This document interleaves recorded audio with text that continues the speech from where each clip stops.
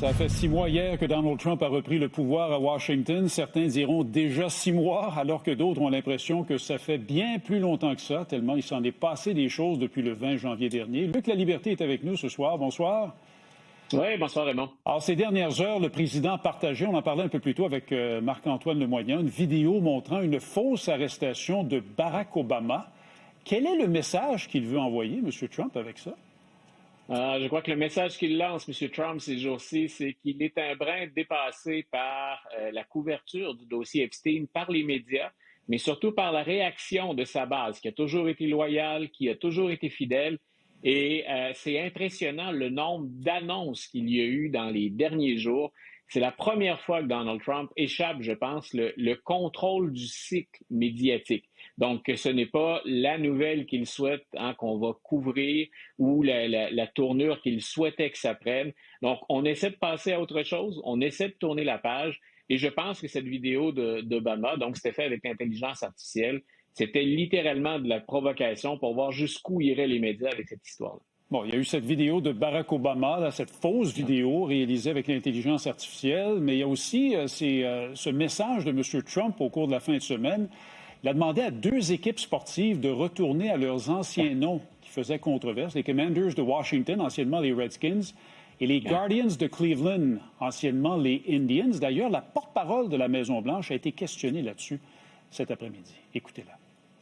Was the president serious or was he joking this weekend when he said he might block a Washington Commanders stadium deal if they don't change their name? The president was serious, and it's part of the art of the deal, part of his negotiating skills. As you know, sports is one of the many passions of this president, and he wants to see the name of that team changed. If you actually poll this issue with sports fans across the country, and even in this city, people actually do support the president's position on this and the name change. Alors, vous avez compris, elle menace l'équipe de Washington d'empêcher la construction de son nouveau stade. Une autre tentative de diversion, selon vous, Luc?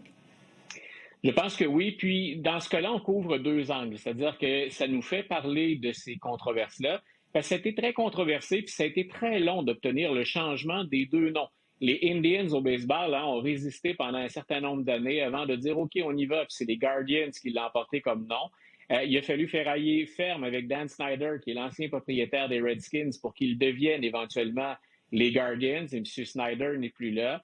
Il a peut-être un poids plus grand auprès des Commanders parce qu'il joue à Lancaster présentement, et il y a ce projet très onéreux de stade dans Washington, qui est la capitale nationale, qui n'a pas de statut d'État à proprement parler.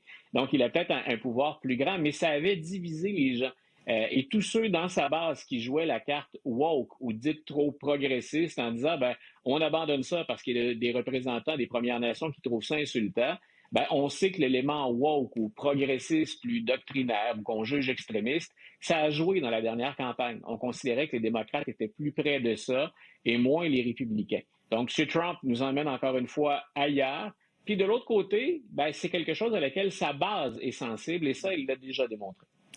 Ça fait 6 mois, je le disais il y a un instant, que Donald Trump est retourné au pouvoir à Washington. Les sondages, par contre, sont de moins en moins bons pour lui, là, mais quand même, je pense qu'on est en mesure de voir certains chiffres qui ont été publiés au cours de la fin de semaine, un sondage CBS. Il y a quand même 42 des répondants qui se disent heureux. Est-ce qu'on peut dire que c'est loin d'être catastrophique pour lui à ce moment-ci?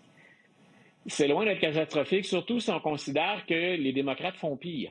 On n'est pas dans un contexte d'élection. Les prochaines élections sont les élections de mi-mandat. Les démocrates sont, si je ne me trompe pas, plus récent sondage hier, à 40 %.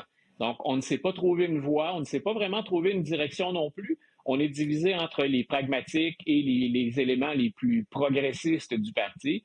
Donc, pour M. Trump, ce sont des chiffres qui peuvent bouger. Là où il devrait s'inquiéter, bien sûr, c'est le fameux dossier Epstein, mais c'est qu'on a été, dans le même sondage auquel tu référais, Raymond, on a été très dur sur l'économie et même sur ce qui était un élément fort pendant la campagne électorale, la carte de l'immigration.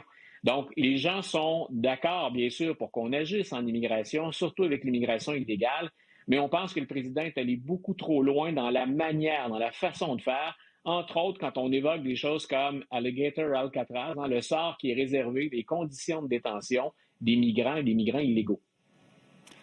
À suivre les 6 prochains mois, est-ce que M. Trump sera toujours aussi actif? Ça reste à voir. Luc Laliberté, merci beaucoup d'avoir été des nôtres ce soir. Toujours un plaisir. Plaisir partagé, Raymond. Bonne soirée. Au revoir.